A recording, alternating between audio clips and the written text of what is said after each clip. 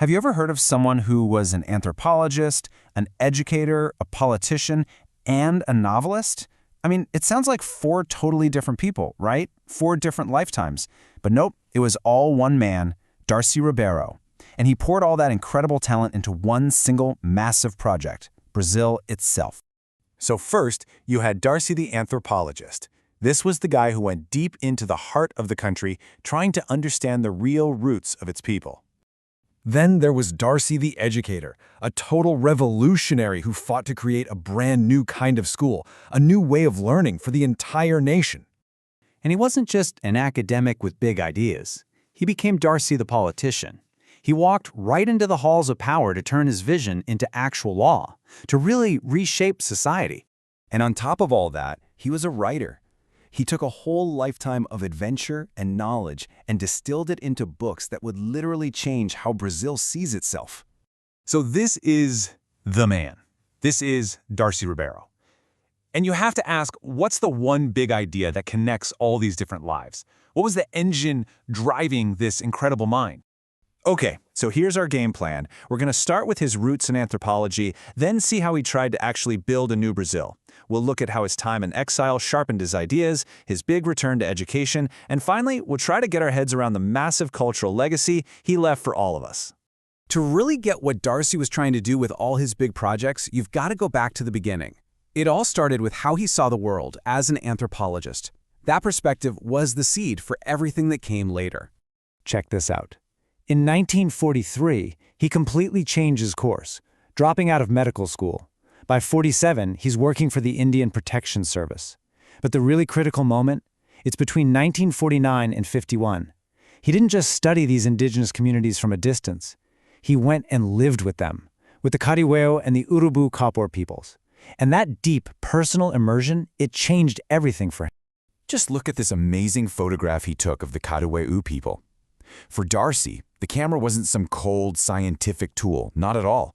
It was more like a bridge, a way to make a real human connection. And here's another one he took, this time of the Urubuka Apor. You can just feel the humanity in it, can't you? The directness of it. This first-hand experience, really understanding the indigenous soul of Brazil, became the bedrock for every single political and educational project he ever dreamed up. You know, the curator who actually rediscovered these photos, Milton Gurin, he put it perfectly. He said he photographed to make contact and produce a memory of that encounter. It was never just about collecting data for him. It was always about people. Okay, so you have this deep human understanding. But what do you do with it? How do you turn that insight into something real, something that lasts? Well, this is where Darcy the anthropologist puts on a new hat and becomes Darcy the architect, literally trying to build a new Brazil. And the man did not waste any time. The pace of his work is just mind-blowing. He founded the Museum of the Indian to protect that heritage. He was the brains behind the Xingu Indigenous Park, the very first huge demarcation of indigenous land in Brazil. He helped create the radical new University of Brasília and became its first leader. And from there, he jumped right into government, first as Minister of Education and then as the President's Chief of Staff.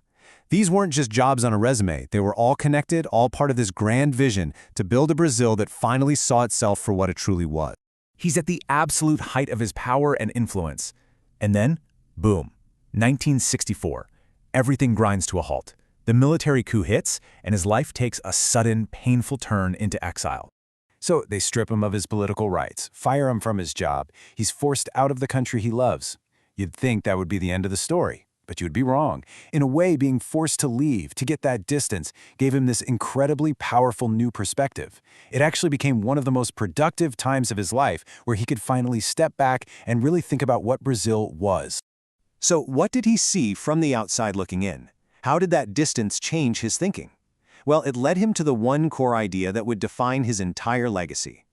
And this is it. This is his definition of culture. And I want you to forget everything you think culture means, like just art or music. For Darcy, culture is the entire operating system for a society. It's everything. It's how we eat, the laws we follow, the schools we build, and the things we believe in. It's the whole shebang, the total social inheritance of a community. So if you break it down, you see these pillars. Culture is our shared history. It's how we survive in our environment. It's our government, our laws, our schools. It's what we know and what we value. And the most important part, it's all passed down through symbols, language, stories, rituals from one generation to the next. I'm telling you, this definition is the key that unlocks everything else Darcy Ribeiro ever tried to do. So when Darcy could finally come back to Brazil for good in 1976, he wasn't just coming home. He was coming home armed with this profound new understanding of culture, and he aimed it like a laser at the one place he thought could truly change everything: public education. I mean, just look at the difference here. On one side, you have the old school model, half a day, just teaching subjects. But Darcy's revolutionary project, the CIEPs, was completely different. It was full-time, and its focus wasn't just instruction, it was civilization. It wasn't just about classes. It included culture, social workers, healthcare, and even meals. He didn't want to just teach kids facts, he wanted to build citizens. But he still wasn't done. Years later, as a senator, he poured all of that experience into one last massive legislative fight. The year was 1996. And you know what? He won. The new Law of Directives and Bases for National Education, the LDB, got passed. It was the absolute peak of his life's work. It was so completely his vision that everyone just started calling it the Darcy Ribeiro Law. So when you step back and look at the whole picture, the anthropologist, educator, politician, writer, what's the final takeaway? It all comes full circle, right back to his big idea about culture.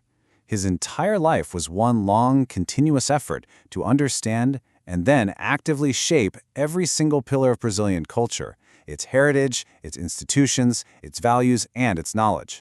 Darcy Ribeiro's dream was nothing less than to invent Brazil. Think about that. He drew up the blueprints, he poured the foundations, but he knew it was an unfinished project. So in the end, he kind of leaves the question to us. He hands it over to you and me. What Brazil are we building today?